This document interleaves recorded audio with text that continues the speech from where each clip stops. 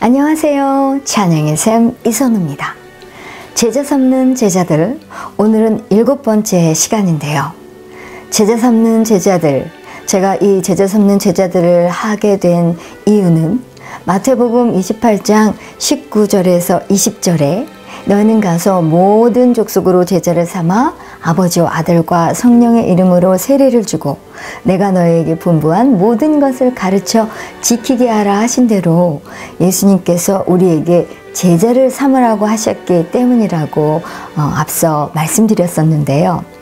이 마태복음 28장 20절에 보면 놀라운 주님의 약속의 말씀이 있습니다. 자, 20절에 내가 너희에게 분부한 모든 것을 가르쳐 지키게 하라 하신 다음에 후반절에 볼지어다 내가 세상 끝날까지 너희와 항상 함께 있으리라.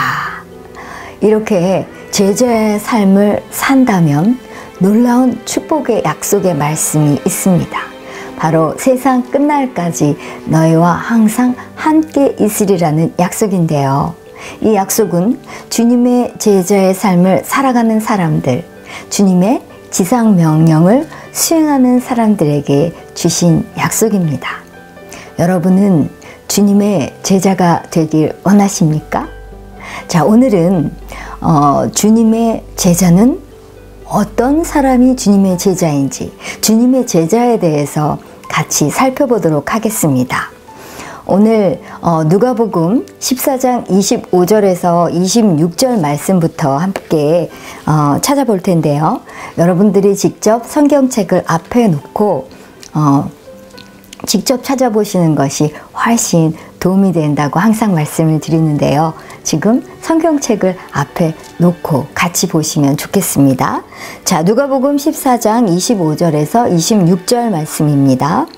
수많은 무리가 함께 갈새 예수께서 돌이키사 이르시되 무릇 내게 오는 자가 자기 부모와 처자와 형제와 자매와 더욱이 자기 목숨까지 미워하지 아니하면 능히 내 제자가 되지 못하고 말씀하십니다. 여기 누가복음 14장 25절에 수많은 무리가 함께 갈새 예수께서 돌이키사 이르시되, 여기서 이 말씀을 하실 때쯤에는 예수님을 따르는 무리가 아주 많았다는 것을 알 수 있죠. 수많은 무리가 함께 갈새, 이렇게 수많은 무리라고 표현되어 있는데요. 우리가 이 번역된 상태에서 성경을 볼 때는 제대로 알 수 없지만, 이 참고로 헬라어 원어는 불완전 시제를 쓰고 있고, 또 그 뜻은 그 큰 무리가 계속해서, 잠시가 아니라 계속해서 반복적으로 예수님을 따르고 있었다는 뜻이 됩니다. 그들이 왜 예수님을 따랐는지, 예수님께서 기적을 행하시니까 그 기적을 보고 놀라서, 신기해서, 또 그 기적에 치유의 역사도 일어나고 하니까 병 고친 사람들은 또 자신이 병을 고침받기 위해서, 또 오병의 기적도 일으키셨으니까 또 이 먹을 것을 주셨기 때문에 그 먹을 것을 얻기 위해서 여러 가지 그 예수님을 따른 이유에 대해서는 여러 가지 있을 수 있겠죠. 정확히 아무튼 그 무리는 정확히 그 이유를 알 수는 없지만 큰 무리가 예수님을 따르고 있었던 것은 사실입니다. 그런데 바로 이때 예수님께서 무리를 향해 돌아보시면서 의도적으로 한마디를 하시는데, 이것은 그 많은 사람들, 예수님을 쫓고 있었던, 따르고 있었던 많은 사람들로 하여금 더 이상 예수님을 따르지 않도록 할 수도 있는 그런 놀라운 말이었습니다. 자, 누가복음 14장 26절 계속 보시겠습니다. 무릇 내게 오는 자가 자기 부모와 처자와 형제와 자매와 더욱이 자기 목숨까지 미워하지 아니하면 능히 내 제자가 되지 못하고, 여기서 무릇 내게 오는 자, 물은 내게 오는 자는 바로 나와 함께 가길 원하는 자, 나를 따르기 원하는 그런 자들일 텐데요. 그런 사람들에게 다음과 같은 조건이 있다고 말씀하십니다.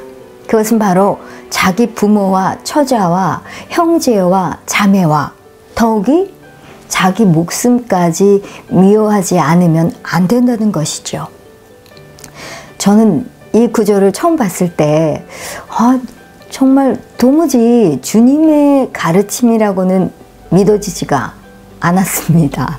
아니, 주님은 원수도 사랑하라고 하셨고 또 친히 원수를 위해서 죽으셨잖아요, 주님께서. 그러니까 이게 미워하라, 이 미워하라는 단어 자체가 주님하고 어울리지가 않는 거예요. 그러니까 주님과 미움은 전혀 매치가 안 되는 거예요. 그래서 이 미워하다라는 말은 진짜 미워하는 것이 아니라 그냥 조금 좀 덜 사랑한다거나 뭐 그런 뜻이 아닐까 이렇게 생각을 했죠. 그런데 이 말씀을 묵상하고 또 하나님의 말씀을 공부를 하면 할수록 그 단어의 뜻은 말 그대로 미워하다라는 뜻임을 깨닫게 되었습니다. 예수님께서는 가능한 최고로 강한 단어를 사용하셔서 하고자 하는 말씀을 이렇게 강조하신 것이지요. 예수님은 우리가 아버지, 어머니, 형제, 자매 그리고 자신의 목숨까지, 자신의 생명까지 미워하지 않으면 그분의 제자가 될 수 없다고 말씀하십니다. 여기서 제가 여러분께 한 가지 질문을 드리고 싶습니다. 이 땅에서 우리가 갖는 관계 중에서 가장 가까운 관계는 무엇입니까? 그것은 아마도 엄마, 아빠, 어머니, 아버지 또는 배우자, 또 형제, 자매, 자녀일 것입니다. 만약 여러분의 배우자가 이혼을 요구한다든지 또 부모님께서 돌아가신다든지 하면 어떻게 됩니까? 그땐 여러분 곁에 누가 남습니까? 아마도 형제, 자매일 것입니다. 그런데 예수님은 여러분이 그들을 미워하지 않으면 예수님의 제자가 될 수 없다고 말씀하십니다. 도대체 예수님은 무슨 말씀을 하고 계신 걸까요? 예수님께서는 우리가 가질 수 있는 가장 가까운 관계에 대해서 말씀하고 계십니다. 바로 예수님은 우리에게 헌신의 결단을 요구하고 계시는데 그 헌신의 결단이란 예수님을 가장 중요시하겠다는 결단인 것입니다. 예수님은 우리의 삶에서 첫 번째가 되기 원하십니다. 예수님은 여러분과 예수님의 관계를 이 땅에서 가장 가까운 관계들과 비교하고 계십니다. 여기에서 미워하다라는 단어는 비교를 위한 비유로서 예수님께서 이렇게 말씀하시는 것이죠. 나와의 관계가 너무나 중요하니까 그것이 이 땅의 모든 관계 위에 있길 원한단다. 예수님께서 말씀하시는 것, 나와의 관계, 정말 나와의 관계가 너무나 중요하니 이것이 가장 이 땅에서 모든 관계에 있길 원한다. 그런데 여러분이 배우자나 자녀, 어머니나 아버지 또는 형제, 자매보다 더 사랑하는 한 사람이 있습니다. 누군지 아십니까? 하나님은 아닙니다. 바로 여러분 자신입니다. 우리는 자신과 가장 가까운 그 사람보다 자기 자신을 더욱 사랑합니다. 왜 부부관계가 깨어집니까? 사람들이 왜 이혼을 합니까? 그 이유는 배우자보다 자기 자신을 더 사랑하기 때문입니다.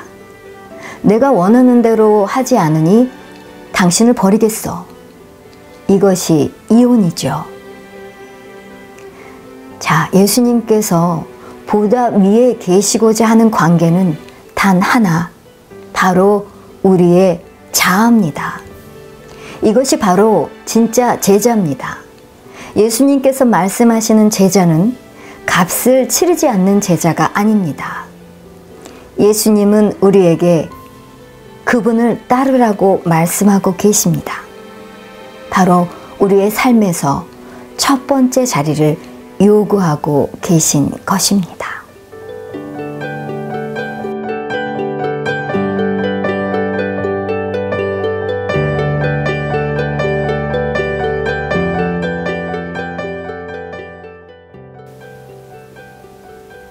제자 삼는 제자들, 오늘 7번째 시간 헌신의 결단 요약 정리해 봅니다.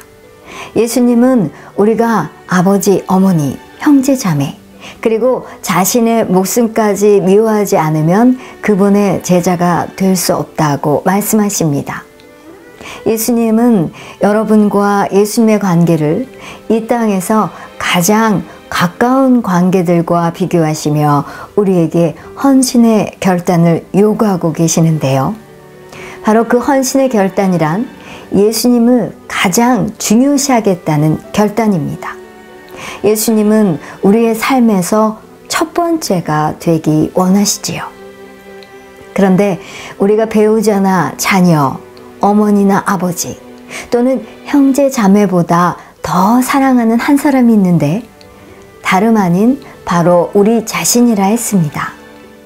우리는 자신과 가장 가까운 그 사람보다 자기 자신을 더욱 사랑합니다. 예수님께서 보다 위에 계시고자 하는 관계는 단 하나, 바로 우리의 자아라 했죠. 이것이 바로 진짜 제자라 했습니다. 누가복음 14장 25절에 수많은 무리가 함께 갈새, 즉 큰 무리, 수많은 무리, 큰 무리가 예수님을 따르고 있었다는 것인데요. 하지만 그 무리가 모두 예수님의 제자는 아니었습니다. 예수님은 우리에게 주님을 따르라고 말씀하고 계십니다. 우리의 삶에서 첫 번째 자리를 요구하고 계시지요. 여러분은 무리이십니까? 제자이십니까? 무리가 되고 싶으십니까? 제자가 되고 싶으십니까? 여러분은 지금 예수님을 가장 중요시하겠다는 아주 현명한 헌신의 결단을 하시겠습니까?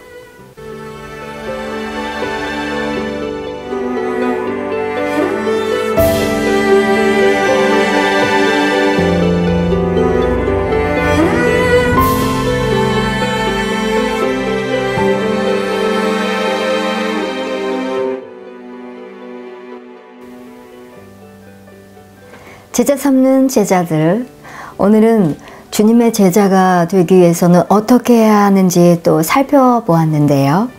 자, 오늘 또 여러분께 질문을 드리면 또 여러분들이 답해 주시는 시간입니다. 자, 오늘 첫 번째 문제입니다. 먼저 누가복음 9장 57절에서 62절 말씀을 한번 보시겠습니다. 조금 긴데요. 다 같이 읽어보겠습니다. 길 가실 때 어떤 사람이 여짜오되 어디로 가시든지 나는 따르리이다. 예수께서 이르시되 여우도 굴이 있고 공중에 새도 집이 있으되 인자는 머리 둘 곳이 없도다 하시고 또 다른 사람에게 나를 따르라 하시니 그가 이르되 나로 먼저 가서 내 아버지를 장사하게 허락하옵소서. 이르시되 죽은 자들로 자기의 죽은 자들을 장사하게 하고 너는 가서 하나님의 나라를 전파하라 하시고 또 다른 사람이 이르되 주여 내가 주를 따르겠나이다마는 나로 먼저 내 가족을 작별하게 허락하소서. 예수께서 이르시되 손에 쟁기를 잡고 뒤를 돌아보는 자는 하나님의 나라에 합당하지 아니하니라 하시니라. 자, 이 구절은 그리스도를 따르기 위한 결단의 정도에 대해서 뭐라고 가르칩니까? 이것이 문제입니다. 자, 지금 이 구절 예수님께서 손에 쟁기를 잡고 뒤를 돌아보는 자는 하나님의 나라에 합당하지 않다. 마지막 구절, 지금 마지막 읽은 구절이 이렇게 말씀하셨는데요. 자, 그리스도를 따르기 위한 결단의 정도, 이 결단의 정도에 대해 뭐라고 가르칩니까? 또 오늘 7번째 시간 제목이기도 한데요. 자, 또 제가 마지막에 여러분께 헌신의 결단을 하시겠습니까? 라고 또 이렇게 질문도 드렸었는데요. 자, 그 결단의 정도에 대해서 뭐라고 가르치십니까?에 대한 답은 그것은 완전한 헌신의 결단이다. 이것이 답입니다. 여러분은 헌신의 결단을 하시겠는지요? 자, 제가 그런 질문도 아까 드렸었는데요. 자, 오늘 주님의 제자는 어떠한 사람인가 함께 공부하시면서 여러분들이 또 주님의 제자가 되기 위해서라면 이런 헌신의 결단을 해야 하는구나 하는 또 그런 생각도 가질 수 있으실 텐데요. 자, 다음 문제 보겠습니다. 먼저 말씀을 한번 찾아보죠. 누가복음 8장 13절에서 14절 말씀 같이 읽어보도록 하겠습니다. 누가복음 8장 13절에서 14절입니다. 바위에 있다는 것은 말씀을 들을 때에 기쁨으로 받으니 뿌리가 없어 잠깐 믿다가 시련을 당할 때에 배반하는 자요. 가시떨기에 떨어졌다는 것은 말씀은 들은 자이나 지내는 중 이생의 염려와 재물과 향락에 기운이 막혀 온전히 결실하지 못하는 자요. 네. 자, 이 말씀이 이 말씀에서 사람들이 믿음에서 떨어지거나 멀어지는 이유가 여기 나와 있는데요. 자, 사람들이 믿음에서 떨어지거나 멀어지는 이유, 그 이유는 무엇인 것 같습니까? 오늘 또 두 번째 문제입니다. 자, 말씀에 항상 답이 있죠. 자, 여기서 믿다가 시련을 당할 때 배반하는 자요. 또 기쁨으로 받으나 바위에 있다는 것은 말씀을 들을 때 기쁨으로 받지만 뿌리가 없어서 잠깐 믿다가 시련을 당할 때 배반한다고 하십니다. 또 가시떨기에 떨어졌다는 것은 말씀을 들은 자이나 말씀은 들었지만 지내는 중에 이생의 염려와 재물과 향락에 기운이 막혀서 온전히 결실하지 못한다고 하십니다. 자, 사람들이 믿음에서 떨어지거나 멀어지는 이유, 답은 하나님의 말씀에 뿌리가 내려지지 않았기 때문에, 하나님의 말씀에 뿌리를 내리지 않았기 때문에 이생의 염려와 재물과 향락이 그들을 말씀에서 멀어지게 했다. 이것이 답이죠. 네, 이생의 염려와 재물의 향락이 기운이 막혀 온전히 결실하지 못한다고 하시죠. 자, 하나님의 말씀에 뿌리를 내리지 않았기 때문에 이생의 염려와 재물과 향락이 그들을 말씀에서 멀어지게 했다. 이것이 답입니다. 자, 다음 문제입니다. 에스겔 16장 8절을 한번 읽어보십시오. 내가 내 곁으로 지나며 보니 내 때가 사랑을 할 만한 때라. 내 옷으로 너를 덮어 벌거벗은 것을 가리고 내게 맹세하고 언약하여 너를 내게 속하게 하였느니라. 나 주 여호와의 말이니라. 네, 이 말씀은 하나님과 우리와의 관계를 말씀하고 계신 건데요. 하나님께서는 결혼 관계를 통해서 하나님과 그의 백성들과의 관계를 묘사하고 계십니다. 자, 이 구절에 나오는 너, 여기서 너를 덮어 벌거벗은 것을 가리고 내가 내게 맹세하고 언약하여 너를 내게 속하게 하였다 하셨죠. 여기서 너는 이 관계에서 누구의 소유입니까? 너는 이 관계에서 누구의 소유입니까? 답은 바로 하나님의 하나님의 소유죠. 이어지는 네 번째 문제입니다. 고린도전서 6장 19절을 한번 읽어 보십시오. 너희 몸은 너희가 하나님께로부터 받은 바 너희 가운데 계신 성령의 전인 줄을 알지 못하느냐. 20절까지 읽어볼게요. 너희는 너희 자신의 것이 아니라 값으로 산 것이 되었으니 그런즉 너희 몸으로 하나님께 영광을 돌리라. 네, 너희 몸은 너희가 하나님께로부터 받은 바 너희 가운데 계신 성령의 전인 줄을 알지 못하느냐. 너희는 너희 자신의 것이 아니라. 19절까지 일단 읽어보면 여기서 여러분은 누구에게 속했습니까? 이것이 문제입니다. 자, 고린도전서 6장 19절 읽어보시고, 자, 여기서 여러분은 누구에게 속했습니까? 우리 자신은 누구에게 속했는지에 대한 질문입니다. 바로 하나님이죠. 답은 하나님입니다. 하나님께로부터 받은 바 너희 가운데 계신 성령의 전, 우리는 바로 우리의 몸이 성령의 전입니다. 너희는 너희 자신의 것이 아니라 20절은 값으로 산 것이 되었으니 그런즉 너희 몸으로 하나님께 영광을 돌리라. 자, 너희 자신의 것이 아니라 바로 우리는 하나님의 것입니다. 여기 하나님께로부터 받은 바, 하나님께 우리는 속해 있습니다. 하나님, 정답은 하나님입니다. 또 이어지는 고린도전서 6장 20절도 자, 읽었지만 한 번 더 읽어보죠. 20절은 값으로 산 것이 되었으니 그런즉 너희 몸으로 하나님께 영광을 돌리라. 우리의 몸과 영은 누구에게 속했습니까? 바로 하나님. 답은 하나님입니다. 자, 또 다음 문제입니다. 야고보서 4장 4절을 읽어보십시오. 가늠한 여인들아, 세상과 벗된 것이 하나님과 원수됨을 알지 못하느냐. 그런즉 누구든지 세상과 벗이 되고자 하는 자는 스스로 하나님과 원수되는 것이니라. 자, 여기서 하나님을 배반하는 영적 간음이 가능합니까? 답은 너무 간단하죠. 네, 영적 간음이 가능합니다. 여기서 간음한 여인들아 세상과 벗된 것이 하나님과 원수됨을 알지 못하느냐. 그런즉 누구든지 세상과 벗이 되고자 하는 자는 스스로 하나님과 원수되는 것이니라. 바로 하나님을 배반하는 영적 간음, 세상과 벗된 것이 간음을 하는 여인이라고 표현하고 계십니다. 자, 하나님을 배반하는 영적 간음이 가능합니까? 답은 네입니다. 자, 다음 문제입니다. 하나님의 지금 이 말씀을 보았는데요.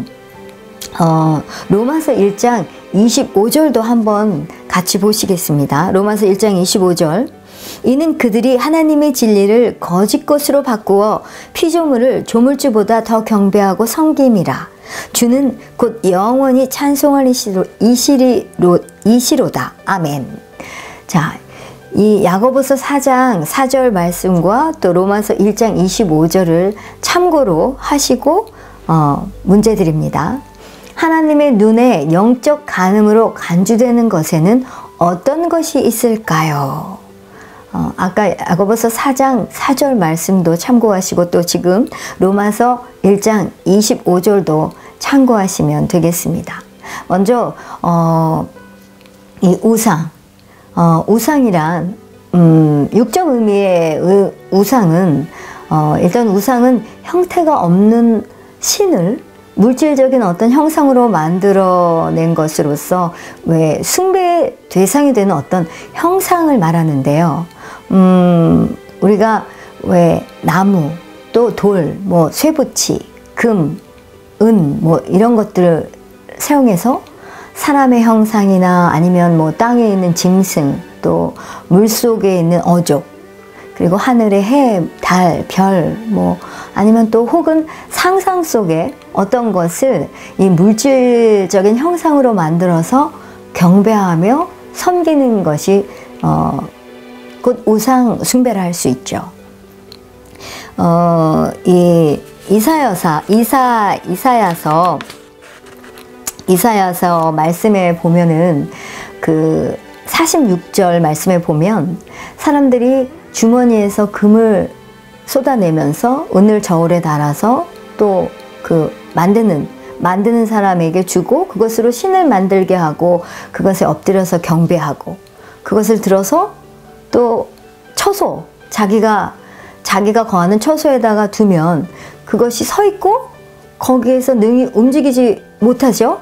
근데 그에게 부르짖고 또 그에게 응답도 하지 않는 그 만든 그 우상에게 고난에서 건져주세요 하고 이렇게 구한다는 그런 내용이 있습니다. 이사야서 46장 6절에서 7절 말씀을 한번 찾아보십시오.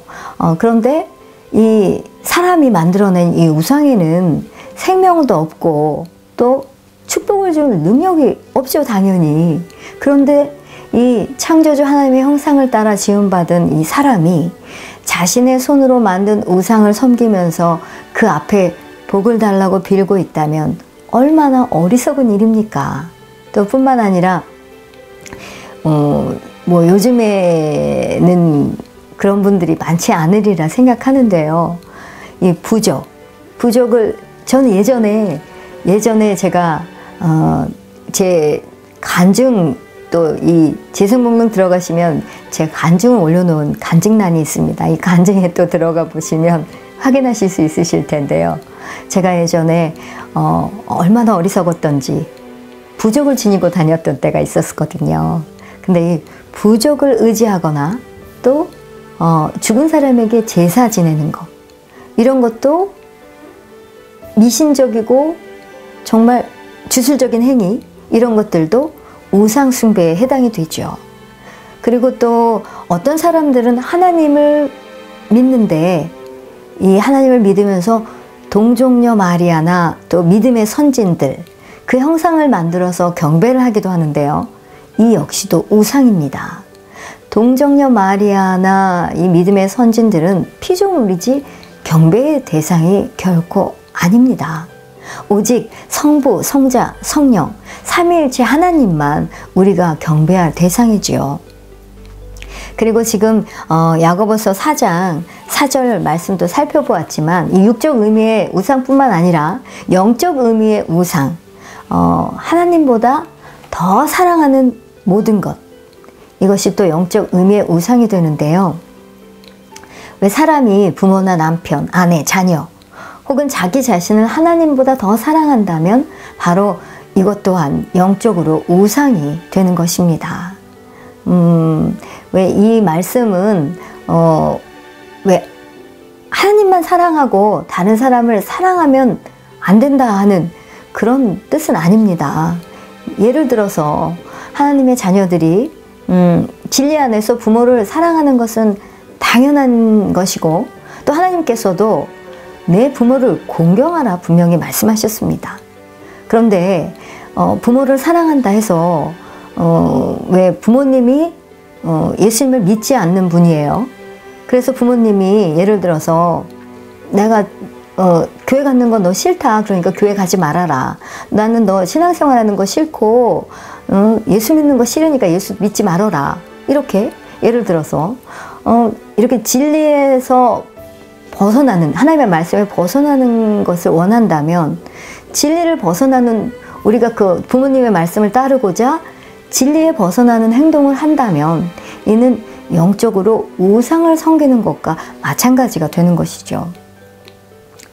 다시 말해서 믿지 않는 부모의 마음에 맞추기 위해서 우리가 그 하나님의 말씀을 따르지 않는다면 하나님의 말씀에 반대되는 것을 한다면 이는 하나님보다 부모를 더 사랑하는 것이 되는 것입니다. 이런 것은 부모를 우상시할 뿐 아니라 또 부모에 대해서도 진정으로 사랑한다 할 수가 없죠. 누군가를 정말 사랑한다면 그 사람이 구원받고 영원한 생명을 얻도록 해줘야 그것이 바로 참 사랑인 것이죠. 그러니 예수를 믿을 뿐만 아니라 속히 그 부모가 구원받을 수 있도록 그 상대가 구원받을 수 있도록 전도해야 참으로 부모를 공경하고 또 그 상대를 사랑한다 할 수 있는 것이죠. 이처럼 우리가 하나님의 사랑 안에서 하나님을 먼저 사랑하고 그 안에서 모든 사람을 사랑할 때라야 비로소 진정한 사랑을 나눌 수 있는 것입니다. 그러니 하나님께서도 하나님을 가장 사랑하라 하시며 우상을 섬기지 말라 하시는 것이죠. 이런 영적인 의미를 이해하지 못하고 왜 처음에 교회에 오셨을 때 또 어떻게 이런 말을 듣게 되시면 교회 갔더니 하나님만 사랑하고 뭐 아버지, 어머니, 뭐 형제, 자매, 가족은 다 미워하라더라. 이렇게 오해하시면 안 되는 것이죠. 그리고 또 우리가 세상에서 누리는 명예와 권세를 지키기 위해서 하나님의 말씀을 어기는 사람들도 있는데 이런 것도 또 영적인 우상 숭배가 될 수 있습니다. 그리고 요즘에는 연예인들을 참 많이 좋아하시죠. 뭐 운동선수들도 좋아하고요. 이렇게 연예인, 운동선수 이런 사람들을 하나님보다 더 사랑해서 우상으로 삼는 경우도 종종 있습니다. 물론 연예인들의 달란트를 또 존중하고 좋아할 수는 있지만 하나님보다 더 사랑하게 된다면 지금 우리가 야고보서 4장 4절 말씀 살펴본 대로 이 세상과 벗이 되고자 하는 자는 스스로 하나님과 원수되는 것이라 이렇게 말씀하신 대로 하나님과 세상을 좋아하게 되면 하나님과 점점 멀어지게 됩니다. 또 이 외에도 요즘에는 애완견을 너무나 사랑해서 정말 자식 키우듯이 하면서 너무나 애지중지하면서 귀히 여기죠. 물론 애완견을 사랑하는 것도 좋지만 정말 어쩔 때는 보면은 너무 지나치다 하는 생각이 들 때가 있는데요. 이렇게 뭐 어떤 사물이나 동물이나 물건이나 이런 걸 너무나 좋아해서 온통 그것에 마음을 뺏긴다면 이런 것도 우상이 될 수가 있는 것입니다. 그리고 골로새서 3장 5절에 탐심도 우상 숭배라 하셨죠. 그리고 우리가 아까 제자는 어떻게 해야 하나, 주님의 제자가 되려면 어떻게 해야 하나 이 말씀도 나눴지만 이 내 자아를 버려야 하는데요. 왜 내 자신의 경우를 봐도 그렇습니다. 나는 이것을 원하고 저것을 너무나 하고 싶은데 그것이 하나님의 말씀에 반대되는 것이라면 단호히 거절해야 하는 것이죠. 그리고 나는 하기 싫은데 하나님이 하라시면 나는 싫어도 그 말씀에 순종해야 하는 것이죠. 바로 내 의견이 아닌 하나님의 의견을 가장 최우선시하고 나를 철저히 부인하는 것입니다. 네, 오늘 이 문제에 대해서는 제가 설명이 조금 많았네요. 자, 다음 문제에 이어서 보겠습니다. 요한복음 2장 23절에서 25절을 한번 읽어보십시오. 6월절에 예수께서 예루살렘에 계시니 많은 사람이 그의 행하시는 표적을 보고 그의 이름을 믿었으니 예수는 그의 몸을 그들에게 의탁하지 아니하셨으니 그의 이름을 믿었으나 예수는 그의 몸을 그들에게 의탁하지 아니하셨으니 이는 친히 모든 사람을 아심이요 또 사람에 대하여 누구의 증언도 받으실 필요가 없었으니 이는 그가 친히 사람의 속에 있는 것을 아셨음이니라. 네, 자, 이 구절을 통해서 헌신의 결단과 믿음에 대해 어떤 것을 배울 수 있습니까? 이것이 문제입니다. 자, 이 구절을 통해 헌신의 결단과 믿음에 대해 어떤 것을 배울 수 있습니까? 자, 말씀 다시 한번 볼까요? 6월절에 예수께서 예루살렘에 계시니 많은 사람이 그의 행하시는 표적을 보고 그의 이름을 믿었으나 예수는 그의 몸을 그들에게 의탁하지 아니하셨으니 이는 친히 모든 사람을 아심이요 또 사람에 대하여 누구의 증언도 받으실 필요가 없었으니 이는 그가 친히 사람의 속에 있는 것을 아셨음이니라. 자, 예수님은 우리 마음을 다 아십니다. 그죠? 우리 마음을 친히 사람의 속에 있는 것을 아셨음이니라. 자, 이 말씀을 통해 헌신의 결단과 믿음에 대해 어떤 것을 배울 수 있습니까? 답은 예수님은 우리 마음의 전부를 원하신다. 완전한 헌신의 결단을 원하신다. 자, 답은 예수님은 우리의 마음의 전부를 원하신다. 완전한 헌신의 결단을 말씀하고 계십니다가 답입니다. 다음 문제입니다. 누가복음 14장 28절에서 30절 말씀을 읽어보겠습니다. 너희 중에 누가 망대를 세우고자 할진대 자기의 가진 것이 준공하기까지에 족할는지 먼저 앉아 그 비용을 계산하지 아니하겠느냐. 그렇게 아니하여 그 기초만 쌓고 능히 이루지 못하면 보는 자가 다 비웃어 이르되 이 사람이 공사를 시작하고 능히 이루지 못하였다 하리라. 자, 이 말씀, 자, 예수님을 따르기 위한 비용 혹시 계산해 보셨는지요? 여기서 너희 중에 누가 망대를 세우고자 할진대 자기의 가진 것이 준공하기까지에 족할는지 먼저 앉아 그 비용을 계산하지 아니하겠느냐 하셨는데요. 여러분은 예수님을 따르기 위한 비용을 혹시 계산해 보셨습니까? 자, 망대를 짓고자 하는 사람이 가장 먼저 해야 할 일이 무엇일까요? 아마도 그 비용을 계산하는 것이 가장 우선 순위일 것입니다. 여기 말씀에도 29절에 그렇지 아니하여 그 기초만 쌓고 능히 이루지 못하면 보는 자가 다 비웃어 이르되 이 사람이 공사를 시작하고 능히 이루지 못하였다 하리라 하신 대로 이 비용을 예산해야 예산이 부족해서 중도에 망대를 세우는 일이 멈추지 않게 되겠죠. 근데 비용은 없는데 공사를 강행한다면 지금 이 말씀대로 그것을 비용이 없는데 공사를 강행하면 끝을 맺지 못하고 결국은 사람들의 비웃음거리와 조롱거리가 되고 말 것입니다. 여기 비웃어 능히 이루지 못하면 보는 자가 다 비웃어 이르되 이렇게 하셨듯이 분명히 비웃음거리와 조롱거리가 되고 말 것입니다. 이렇게 망대를 세우는 일은 분명히 대가를 지불해야 하는 것이죠. 망대가 그냥 세워지는 법은 없습니다. 이 망대 하나가 세워지려면 그만한 투자가 따르기 마련이죠. 투자를 아끼게 되면 결국 망대를 세우는 일에 실패하게 될 것입니다. 대가가 지불될 때에만 망대가 세워지는 것입니다. 마찬가지로 주님의 제자가 되고자 하는 사람들도 마땅히 그 비용을 예산해야 합니다. 자, 주님의 제자, 예수님을 따르는 주님의 제자, 예수님을 따르기 위한 비용을 계산해 보셨습니까?